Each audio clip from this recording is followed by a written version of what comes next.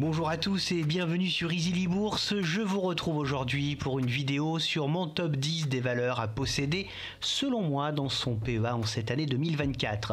Mais avant de commencer, si jamais tu n'es pas encore abonné et que tu apprécies mes vidéos, alors n'hésite surtout pas, c'est totalement gratuit, ça me fera plaisir et c'est le meilleur soutien que tu peux apporter à la chaîne. Il m'a été réclamé à plusieurs reprises une liste des meilleures actions à mettre dans son PEA, alors je vous l'ai concocté. J'ai donc choisi 10 solides valeurs très connues et appartenant à 7 secteurs d'activité différents qui sont selon moi le moteur de l'économie. Alors certains me diront que ces valeurs sont assez classiques, mais en tout état de cause, elles sont plébiscitées par le plus grand nombre d'entre vous et ont déjà fait leurs preuves par leur performance. C'est pour cela que ces 10 valeurs me semblent idéales pour constituer un bon fonds de portefeuille.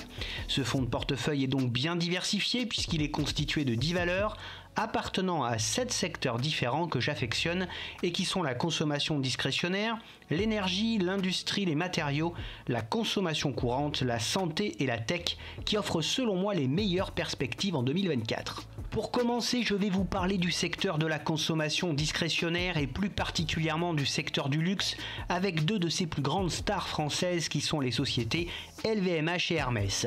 En numéro 1, je choisis donc le premier groupe de luxe au monde qui est LVMH avec son emblématique patron Bernard Arnault. Avec des marges voisines de 26%, une rentabilité supérieure à 25%, un free cash flow confortable et croissant et une dette faible totalement gérable, les fondamentaux du groupe sont tout simplement excellents. Pour information, ce titre est actuellement dans mon PEA, atteindre les 650 € pour un premier point d'entrée selon moi.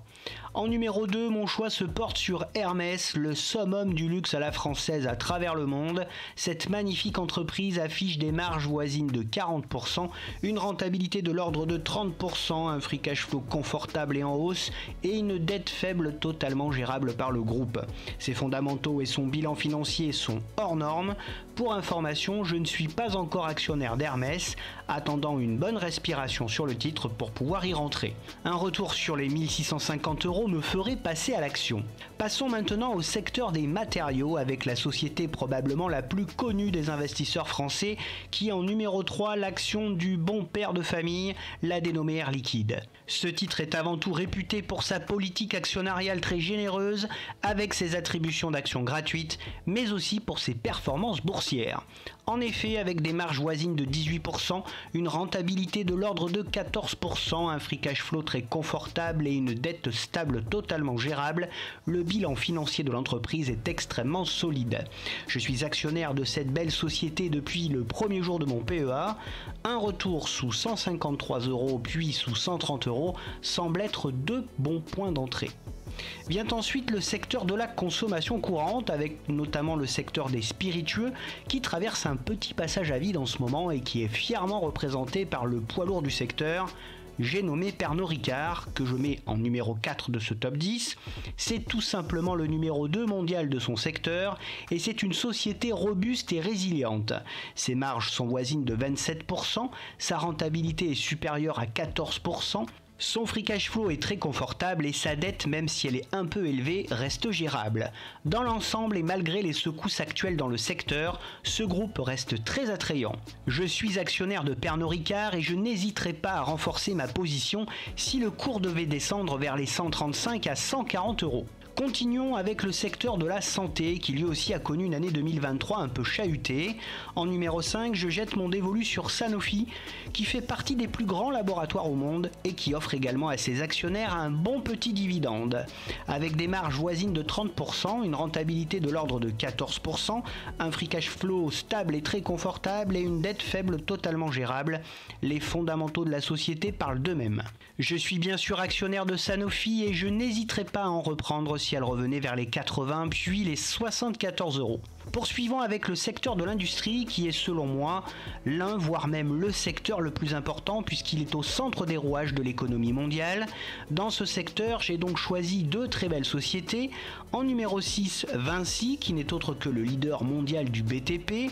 Ce mastodonte de la construction et de la concession affiche des fondamentaux convaincants et une belle croissance. Ses marges sont voisines de 12%, sa rentabilité est supérieure à 17%, son free cash flow est confortable et en hausse et sa dette est en baisse et gérable. Je suis actionnaire de Vinci et ce fut même l'une des premières valeurs que j'ai achetées. Je n'hésite jamais à renforcer ma position lorsque le cours fait une correction entre 90 et 100 euros. En numéro 7, je prends Schneider Electric qui est le leader incontesté de la gestion électrique. Le groupe est très bien placé et impliqué dans la transformation numérique de l'énergie, avec des marges voisines de 17%, une rentabilité supérieure à 16%, un free cash flow en hausse constante et une dette faible et gérable. Le bilan financier du groupe ne souffre d'aucun problème. Je suis bien entendu actionnaire de Schneider Electric et je complète ma ligne sous 152 puis sous 140 euros. Dans tout bon portefeuille qui se respecte, une participation au secteur de l'énergie ne se refuse pas.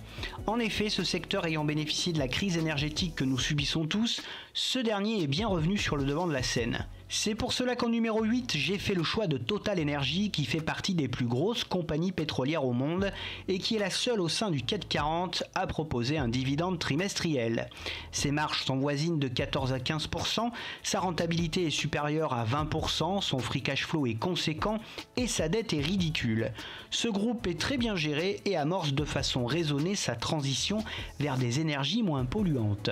Au jour d'aujourd'hui, je ne suis plus actionnaire de Total Energy, l'ayant revendu vers les 62 euros. Toutefois, j'attends le bon moment pour la réintégrer de nouveau au sein de mon portefeuille. Un cours sous les 55 euros à court terme me referait passer à l'achat. Et pour finir, le secteur de la technologie, qui est l'un des secteurs les plus dynamiques depuis quelques années. Dans ce secteur, j'ai sélectionné deux sociétés qui sont en numéro 9 ASML, qui est une société néerlandaise et l'un des leaders mondiaux de la fabrication de machines de photolithographie pour l'industrie des semi-conducteurs. Cette pépite hollandaise affiche des marges supérieures à 30%, une rentabilité supérieure à 60%, un free cash flow confortable et une énorme trésorerie. Les fondamentaux du groupe sont tout simplement excellents et pour information, je suis actionnaire de ASML et je n'hésiterai pas à remettre la main au portefeuille si le cours devait corriger sous les 650 puis sous les 550 euros. En numéro 10, j'ai choisi Capgemini qui figure parmi les principaux prestataires mondiaux de services informatiques. Ses marges sont voisines de 13%, sa rentabilité est supérieure à 18%, son free cash flow est conséquent et sa dette est faible et en baisse. Cette très belle boîte d'informatique est une référence dans son secteur d'activité. Je ne suis plus actionnaire de Capgemini depuis peu, ayant décidé d'acter quelques plus-values, mais elle réintégrera rapidement mon PEA dès que l'occasion va se présenter. J'attends un retour vers les 160 euros pour repasser à l'achat. Maintenant que nous avons les 10 valeurs, passons au poids de chacune d'entre elles dans le portefeuille. Eh bien, ça va être très simple. Pour un bon équilibrage selon moi, affectez 10% de votre PEA sur chacune de ces 10 valeurs. N'ayant choisi que 7 secteurs, il y a donc 3 secteurs qui auront plus de poids que les autres. Cela donne la répartition suivante: 20% pour le secteur du luxe avec LVMH et Hermès, 20% pour le secteur technologique avec ASML et Capgemini, 20% pour le secteur de l'industrie avec Vinci et Schneider Electric, 10% pour le secteur des matériaux avec Air Liquide, 10% pour le secteur de l'énergie avec Total Energy et 10% pour le secteur de la santé avec Sanofi. Reste enfin 10% pour le secteur de la consommation courante avec Pernod Ricard. Avec cela, vous êtes maintenant équipé pour cette année 2024 et en route vers la fortune. Bien entendu, cette liste de 10 actions indispensables en 2024 dans son PEA ne reflète que mon propre avis et n'est sûrement pas un conseil d'achat. Je n'encourage donc personne à investir dans ces sociétés sans avoir fait au préalable vos propres recherches et analyses. C'est ainsi que se termine cette vidéo. J'espère que tu as passé un bon moment en ma compagnie. Si c'est le cas, n'oublie pas de mettre un like et de t'abonner. Tu pourras également retrouver sur la chaîne les analyses de toutes les sociétés citées et je suis sûr que tu y trouveras ton bonheur. Pour te tenir au courant de toutes les dernières nouveautés et de mes investissements, tu peux également me retrouver sur Facebook, Twitter et Instagram. Je te donne rendez-vous la semaine prochaine pour de nouvelles analyses et n'oublie pas en attendant qu'investir, c'est préparer ton avenir.